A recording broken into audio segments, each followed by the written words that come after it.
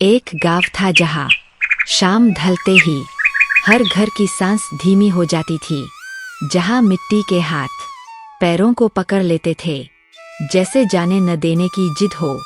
वहाँ दादी की आवाज़ दिए से पहले जलती थी और माँ की चिंता नींद से पहले आती थी। एक गांव था जहाँ गरीबी थी पर अकेलापन नहीं। आज शहर में सब है पर वो गांव अब सिर्फ याद में है। दादी दिए की लौ को देखती बैठी है, जैसे उसमें बीता हुआ समय काँप रहा हो। उसकी आंखों में न आग है न रोशनी, बस इंतजार है किसी के लौट आने का। दिया जल रहा है पर दादी का मन बुझता जा रहा है।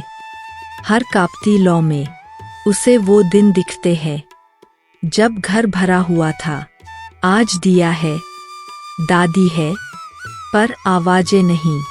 छोटी सी बच्ची जिसे लोग नाम से नहीं किस्मत से पहचानते हैं, जिसके माँ बाप उसे छोड़कर दूर चले गए और वह दादी की गोद में अपना बचपन ढूंढती है।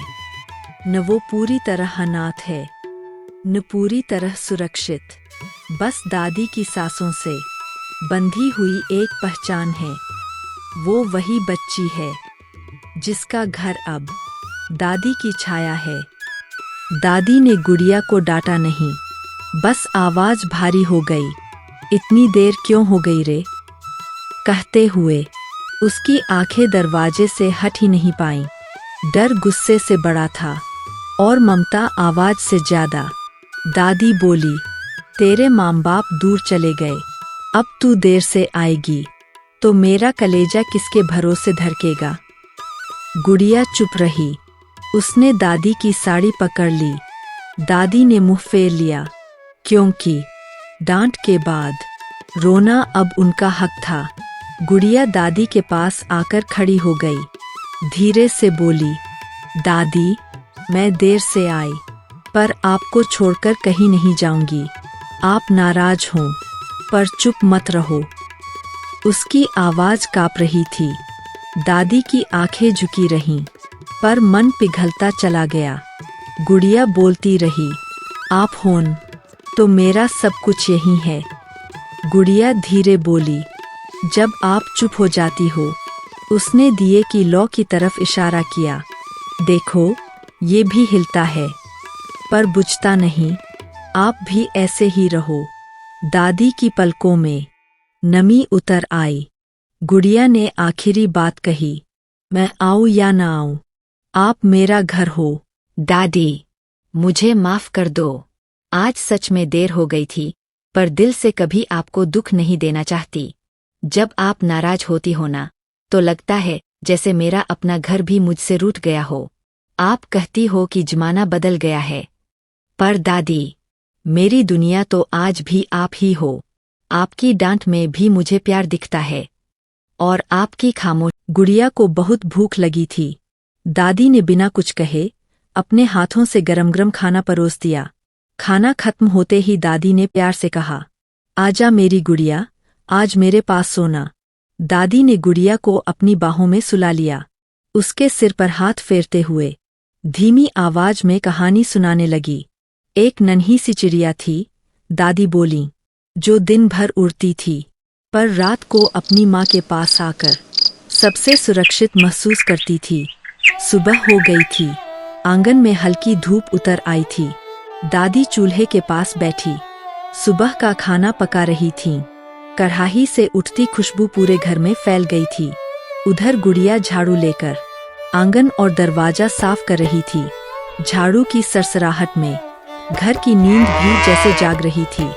दादी बीच बीच में आवाज देती, धीरे धीरे करना गुड़िया, तेज धूप लग जाएगी। गुड़िया मुस्कुराकर बोली, दादी आज घर चमकना चाहिए क्योंकि आपने इतना प्यार से खाना बनाया है। आंगन साफ हो गया, दरवाजा भी चमक उठा। भगवान को प्रणाम किया। गुड़िया स्कूल जाने के लिए घर से निकलती है। दादी बाहर खड़ी होकर उसे जाते हुए देखती रहती है। उसकी आंखों में गर्व भी है और डर भी।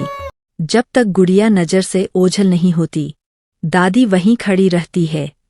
गुड़िया के स्कूल चले जाने के बाद दादी घर के अंदर आ जाती है। दरवाजा यूं ही खुला रहता है। उसके मन में 1000 सवाल उठते हैं। क्या मेरी पोती पढ़ पाएगी? क्या उसके सपने पूरे होंगे? मैं तो बूढ़ी हो गई हूं, अब उसके लिए क्या कर पाऊंगी? गुड़िया के जाते ही दादी का दिल भारी हो जाता है, पर उसके होठों पर अब भी एक दुआ टिकी रहती है। वो चारपाई के पास आकर थोड़ी देर बैठी रहती है, हाथ घुटनों पर रखे, नजर जमीन पर टिकी हुई। बाहर से आती हल्की आवाजें उसके कानों में पड़ती रहती है, पर उसका मन कहीं और भटका रहता है।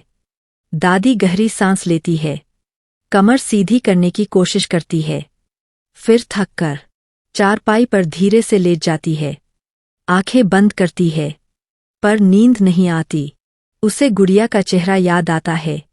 स्कूल बैग उठाए, सपनों से भरी आंखें। दादी मन ही मन सोचती है, मैं बूढ़ी हो गई हूं, काम करने की ताकत नहीं रही, मेरी पोती की पढ़ाई कैसे पूरी होगी? घर के अंदर आज दिन भर दादी की आंख नहीं लग रही थी। सुबह से ही वे चौखट पर बैठी बार बार बाहर की ओर देख रही थीं। मन में अजीब सी घबराहट थी, पता नहीं क्यों दिल बेचैन था। कभी वे ईश्वर को याद करतीं, कभी गुड़िया के भविष्य के बारे में सोचने लगतीं। धूप आंगन में फैल चुकी थी, लेकिन दादी की पलकों पर नींद का नामो निशान नहीं था। तभी स्कूल से लौटती हुई गुड़िया की आवाज सुनाई दी। गुड़िया आते ही खुशी से बोली, दादी, मैं परीक्षा में अव्वल आई हूं। यह सुनते ही दादी का चेहरा खिल उठा। उनकी थकी हुई आंखों में चमक आ गई और होठों पर हल्की सी मुस्कान तैर गई। दादी, मुझे पता है घर में पैसों की कमी है, फिर भी आपने मुझे कभी पढ़ने से नहीं रोका। आप अपने हिस्से की रोटी भी मुझे दे देती हो, ताकि मैं कमजोर न पड़ूं। दादी ने भावुक होकर कहा, बिटिया, यही पढ़ाई तेरा सहारा बनेगी। हमें गरीबी से डरने की जरूरत नहीं।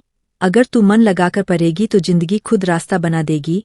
उन्होंने आगे समझाया, कभी मेहनत से पीछे मत हटना, चाहे कितनी भी मुश्किल आए। गुड़िया चुपचाप दादी की बातें सुनती रही। फिर उसने दादी को गले लगा लिया। उस पल दादी की दिन भर की बेचैनी दूर हो गई और उन्हें सुकून मिल गया कि गुड़िया सही राह पर है।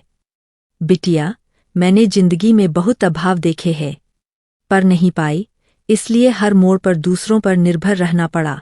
मैं नहीं चाहती कि तू वही सब सहे जो मैंने सहा है। आज तू परीक्षा में अव्वल आई है। दादी, मुझे पता है जिंदगी आसान नहीं है। कभी कभी मुझे भी थकान लगती है, लेकिन तब मैं सोचती हूँ कि अगर मैंने हार मान ली तो आपकी सारी मेहनत बेकार हो जाएगी। इसलिए मैं पढ़ाई को बोझ नहीं, अपना जिम्मा मानती हूँ। गुड़िया स्कूल जाने के लिए घर से निकली। उसके हाथ में बस्ता था और कदम अपने रास्ते पर बढ़ रहे थे। दादी आंगन में बैठी थीं। वे कुछ बोल नहीं रही थीं, बस शांत होकर गुड़िया को देख रही थीं। उनकी आंखों में ममता थी, जैसे हर कदम के साथ दिल की दुआ जुड़ी हो। गुड़िया आगे बढ़ती गई। दादी की नज़र उस पर टिकी रही। न कोई आवाज, न कोई हिदायत, फिर भी उस नज़र में सब कुछ था, प्यार, भरोसा और उम्मीद। आंगन में बैठी दादी को लगता था कि गुड़िया का यूं पढ़ने जाना ही उनके जीवन की सबसे बड़ी पूंजी है। जब गुड़िया दूर होने लगी, दादी की आंखें थोड़ी नम हो गईं। गुड़िया अब बड़ी होने लगी थी। उसके भीतर समझ बढ़ रही थी और हाथों में काम करने की आदत भी। वह घर के कामों में दादी का ज्यादा हाथ बंटाने लगी थी। कभी झाड़ू लगा देती, कभी बर्तन सहेज देती, तो कभी पानी भर लाती। दादी उसे ऐसा करते देखती तो मन भर आता। दादी प्यार से उसे रोकते हुए कहती, रहने दे बिटिया, ये सब मैं कर लूंगी, तू अभी पढ़ने वाली है। दादी उसे समझाती, घर के काम सीखना ठीक है, लेकिन अपना समय किताबों को देना ज्यादा जरूरी है। मेरे हाथ पैर चल रहे हैं, जब तक चल रहे हैं, तू अपनी पढ़ाई पर ध्यान दे। जब गुड़िया पढ़ाई करने बैठती थी, तो दादी भी कभी कभी उसके बगल में आकर बैठ जाती थीं। गुड़िया किताब खोलकर पढ़ती रहती और दादी ध्यान से उसके पन्नों को देखती रहतीं। किताबों में बने रंग बिरंगे चित्र दादी को बहुत प्यारे लगते थे। वे हर चित्र को देखकर मुस्कुरा देतीं, जैसे उन तस्वीरों में गुड़िया का भविष्य दिखाई दे रहा हो। तभी दरवाजे पर किसी की आवाज आई। दादी चौंक कर उठीं और दरवाजे की ओर देखने लगीं। बाहर से फिर आवाज आई। उसी समय गुड़िया ने किताब बंद की और खुशी भरी आवाज में बोली, दादी, ये मेरी स्कूल टीचर है। को स्कूल टीचर के अचानक आ जाने से बड़ा आश्चर्य हुआ। वे घबराते हुए दरवाजे पर खड़ी हो गईं। तभी स्कूल टीचर ने आते ही आदर से कहा, दादी, मैं गुड़िया की स्कूल टीचर हूँ। दादी कुछ समझ पाती उससे पहले ही टीचर आगे बोलने लगीं, दादी, गुड़िया ने जो छात्रवृत्ति की परीक्षा दी थी उसमें वह अव्वल नंबर से पास हुई है। हमारे गांव में आज तक किसी बच्चे ने इतने अच्छे अंक नहीं लाए। हमें आप पर और गुड़िया पर बहुत गर्व है। यह सुनते ही दादी की आंखें भर आईं। उनके हाथ कांपने लगे। टीचर ने मुस्कुराकर आगे कहा, अब गुड़िया की पढ़ाई की पूरी जिम्मेदारी स्कूल और सरकार उठाएगी। उसकी फीस, किताबें, कपड़े, जो भी वह पढ़ाई के लिए जरूरी होगा, सब ऊपर से मिलेगा।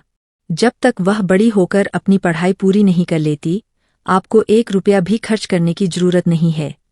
दादी की आंखों से आंसू बह निकले। उन्होंने कांपती आवाज में कहा, बिटिया, ये सब मेरे लिए सपने जैसा है।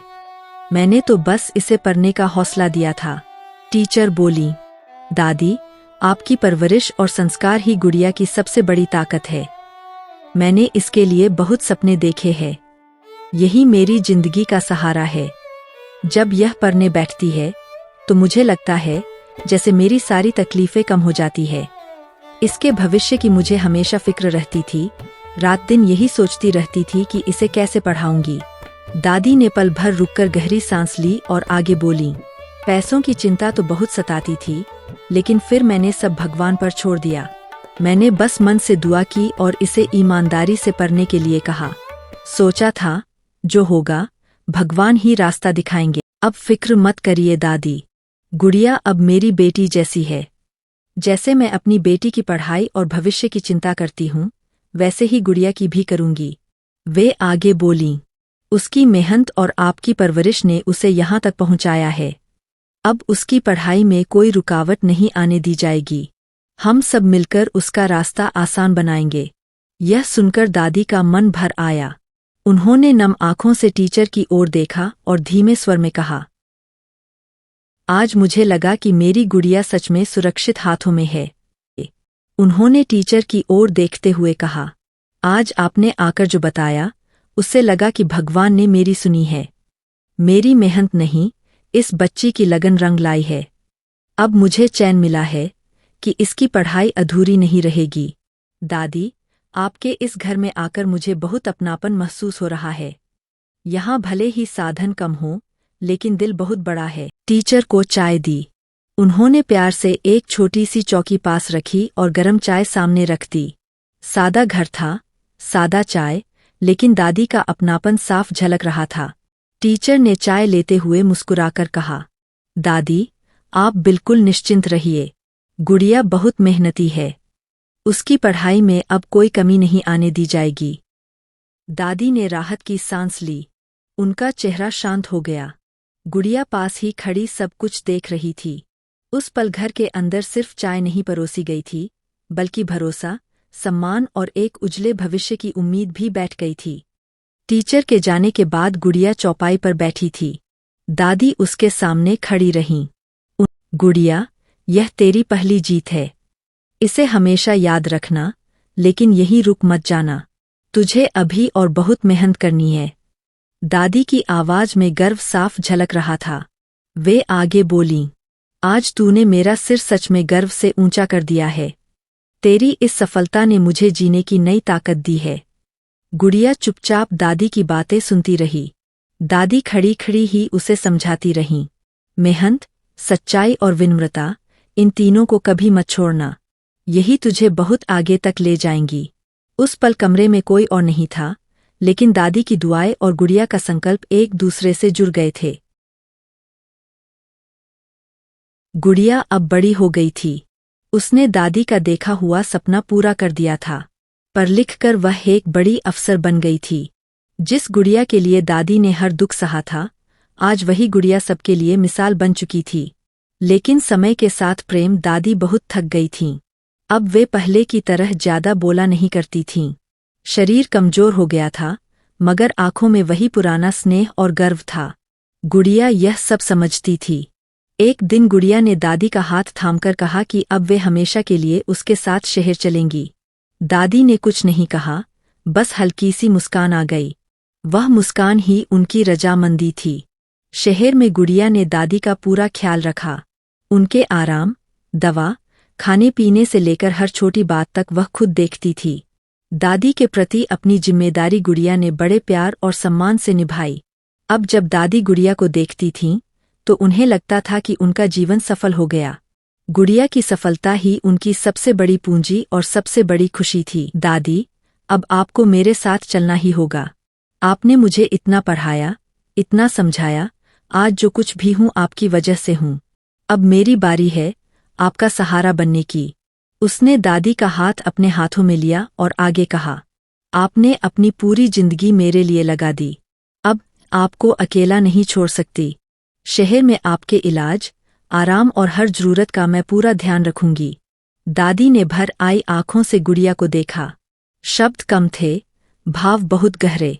उन्होंने बस इतना कहा, अगर मेरी गुड़िया खुश है तो मैं भी खुश हूँ। दोनों गाड़ी से चले गए। जैसे जैसे गाड़ी आगे बढ़ती गई, पीछे छूटता गया वह घर, वह आंगन जहाँ दादी की पूरी जिंदगी बसती थी। आंगन अब सूना लग रहा था। न दादी की आवाज थी, न गुड़िया की हंसी। वही आंगन जहाँ दादी बैठकर गुड़िया को जाते हुए देखा करती थीं, आज खाली पड़ा था। दीवारें चुप थीं, दरवाजा शांत था। लगता था जैसे घर भी किसी का इंतजार कर रहा हो। गाड़ी दूर निकल चुकी थी, लेकिन आंगन में उनकी यादें रह गई थीं, दादी की ममता और गुड़िया के सपनों की गूंज। वह सूना आंगन आज भी